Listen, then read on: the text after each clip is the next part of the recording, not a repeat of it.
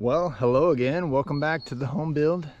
Today it's all about painting. So we got a few things that are going to be happening. We're going to be painting and priming the underside of the overhangs. So I have an open cornice underneath my overhangs there. So it's got raw plywood, it's got some moldy stains, and as well as some tannins from the plywood. So got to use the primer to seal it all up, and then we're going to be painting the house. So time to mask, get it all prepped, get it all ready, and it'll be time to spray. So let's go enjoy the process. So starting off with primer. So there's some areas that need that primer.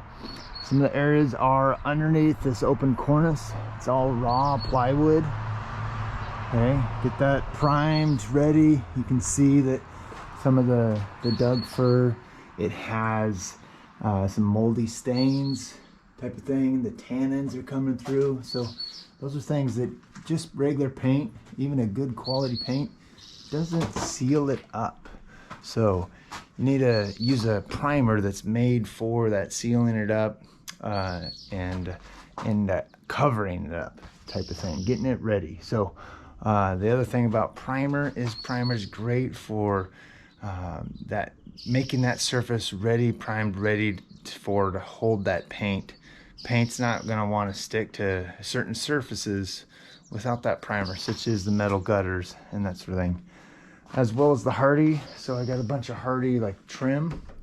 All this trim has not been primed yet, so if I was to just put paint over it, it'll probably do good quality paint would, but I just know that putting a primer on it first is going to prep that surface ready to adhere that paint better. So yeah, so priming, that's the main goal today.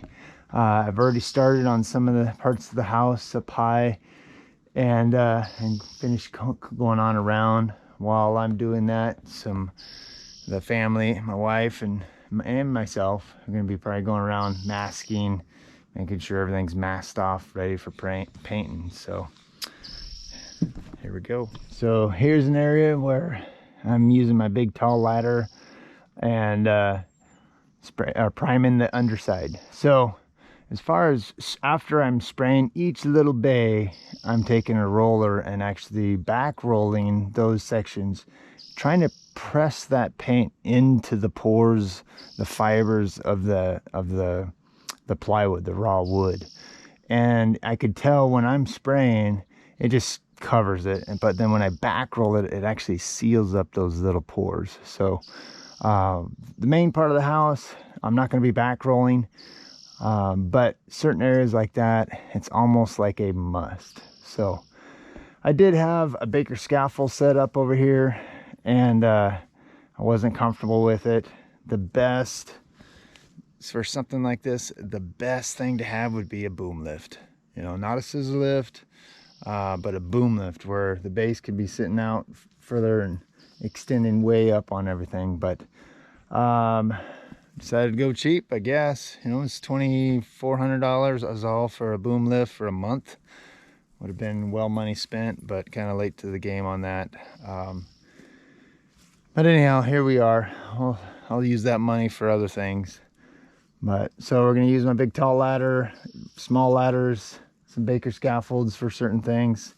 I even made a little platform thinking I was going to use that baker scaffold all around, but it just wasn't tall enough, and frankly it wasn't safe enough for what I was wanting. So anyhow, so we got some more priming to do, and that sort of thing. So here's the process. We'll go around on that other side, and so I got a fair amount done yesterday, and almost this whole side. Here's another baker scaffold. So time to get started. Temperature wise, it's probably about 60 degrees. Supposed to get up to 90 today. Tomorrow's even supposed to get up closer to 100. So it's gonna be hot. I'm trying to get started early, trying to avoid that real hot part of the day. Sun's gonna come up on this side, so would be probably wise tomorrow when I go to start painting is starting over here. So today, as I get everything primed around the eaves, I'm gonna probably start in the shaded areas. So, because it's supposed to be hot, and you don't want to be spraying right onto a hot surface. You want that cooled to a kind of a room temperature. If it's real hot, it'll flash, dry right away, instead of kind of bond and mix with as you're spraying and overlapping. So, all right, time to get started.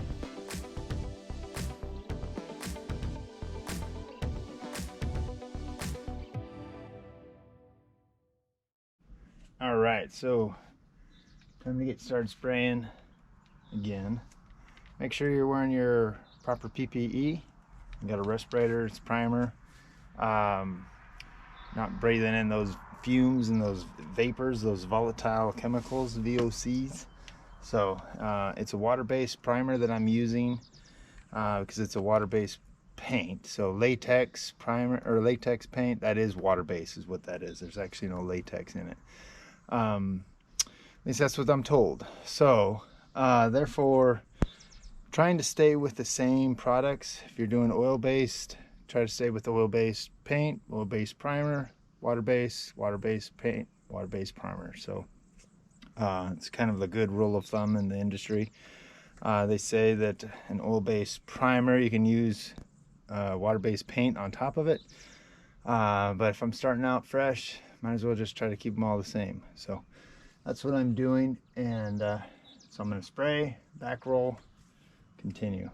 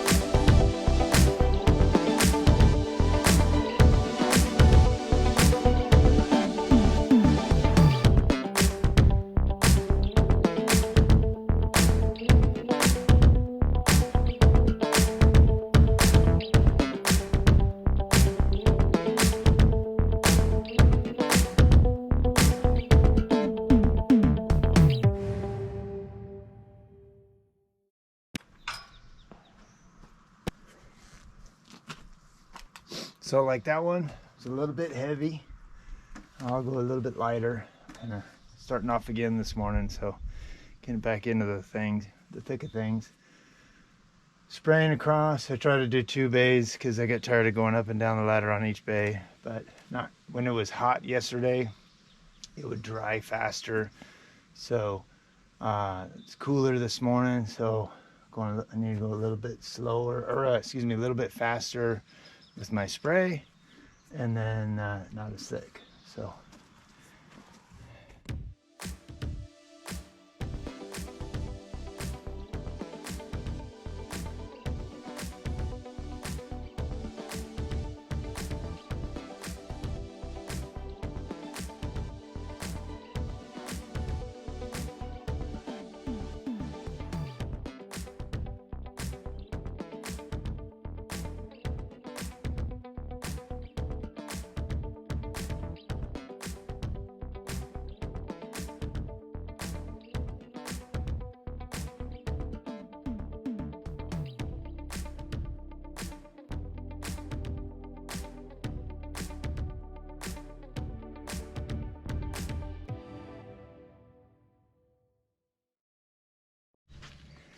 it's always good to have good help, huh?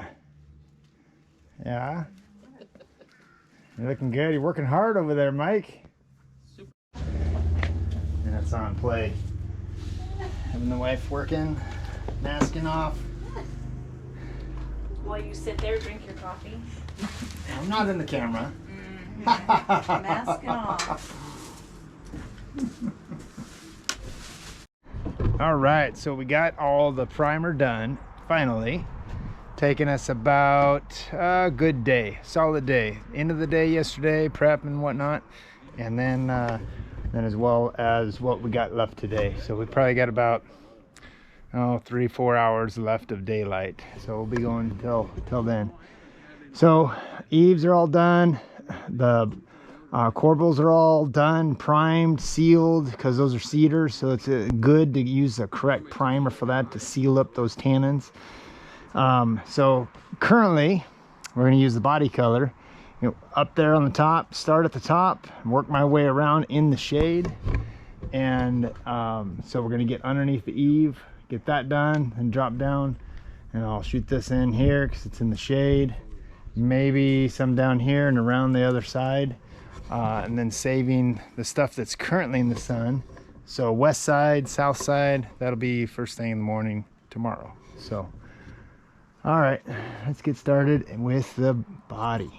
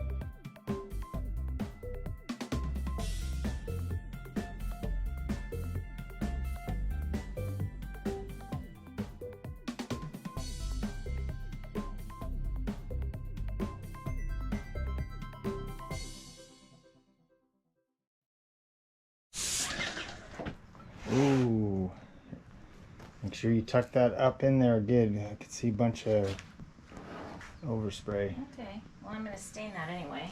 Yeah. First. There we go. That's good.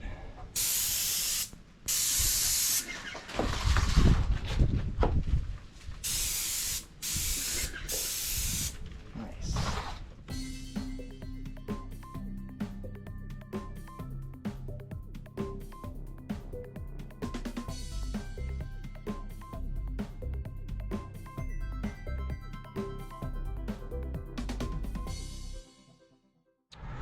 Well, we're back at it again. Today we're going to be putting on the accent colors. So I went ahead and got prematurely painted the garage door and the front door at least one coat. I still got one more coat. I forgot. It's like, oh, after I got through done, I was like, oh, I should have got the camera out. But here we are. But anyhow, I protected the sides. So when I sprayed back and forth, got the garage door done. Here's the front door. So the sprayer had sometimes it clogs just a little bit, and I got to reverse it and spit out the other stuff. So there's a section right here. Let's see. Yeah, you can see it. It got real thick. It just splattered. It's like, ah, dang it. But it's one of those things, if you go and wipe it off right then, it might make things worse.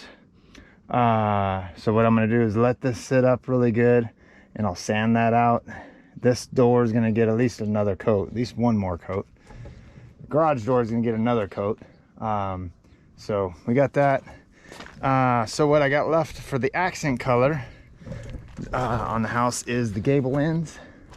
This board and batten up here, I got to get that sprayed, and then the two up at the very top. So that's what I'll be working on today, as well as if I can get to it, the trim. So the trim's gonna be kind of a cream color. That up there, it's called cast iron. That's a little kind of darker green type thing. So here we go. I'm gonna be spraying it.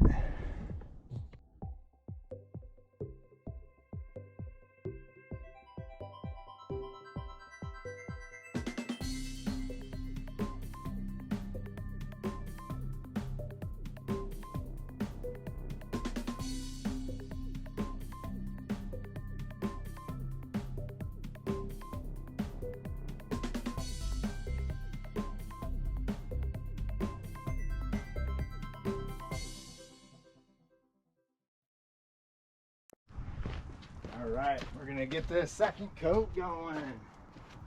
So, my trusty sidekick's holding the protection for me.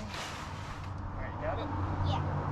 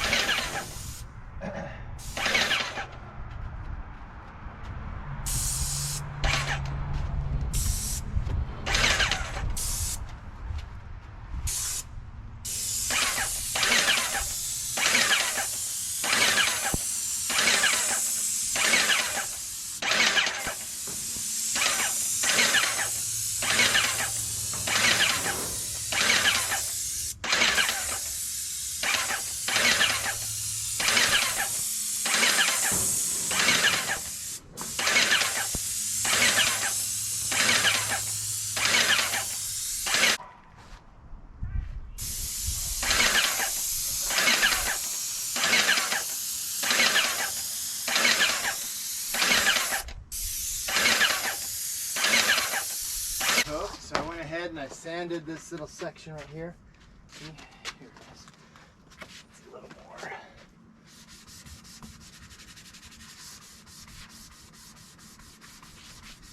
There's that little thick spot. Remember that, George? Mm-hmm.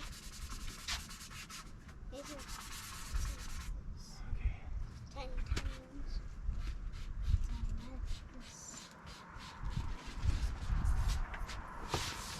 Better to, sometimes it's better to wait till it's dry and then fix it. So, what angle?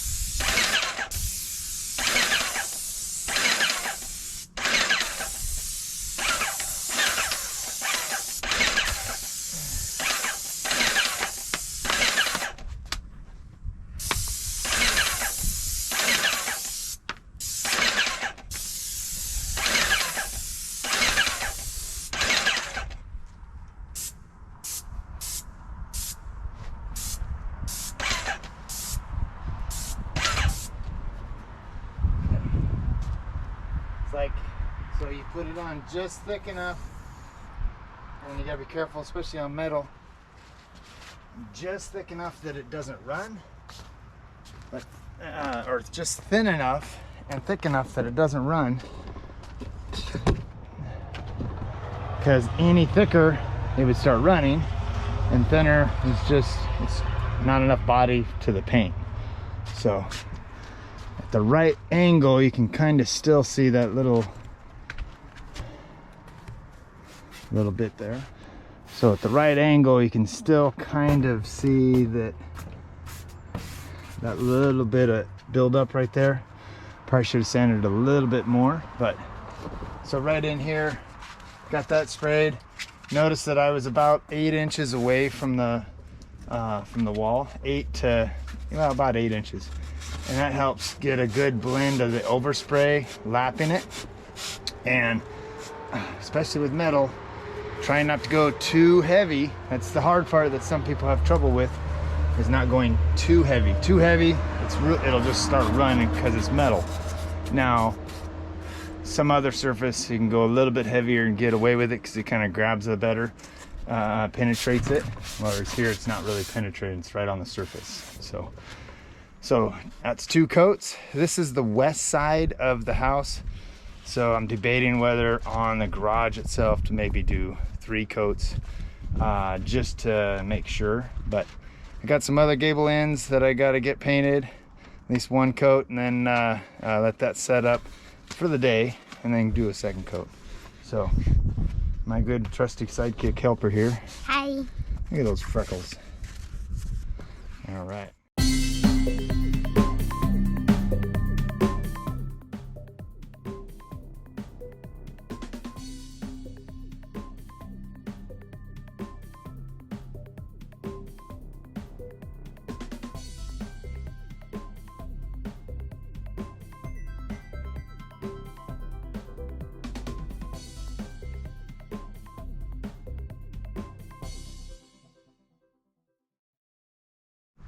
Well, that's it. We got the house all painted. So kind of where we left off, we didn't have the trim painted. So the trim, which is the cream kind of color going everywhere, that we hand rolled. So it wasn't worth spraying or taping off and all that sort of thing. So that all got hand rolled. The gutters, or then the downspouts, as you can see, they're all painted. And so what I tried to do was, the part that just hangs out there in the air, make it the house color so it kind of blends in.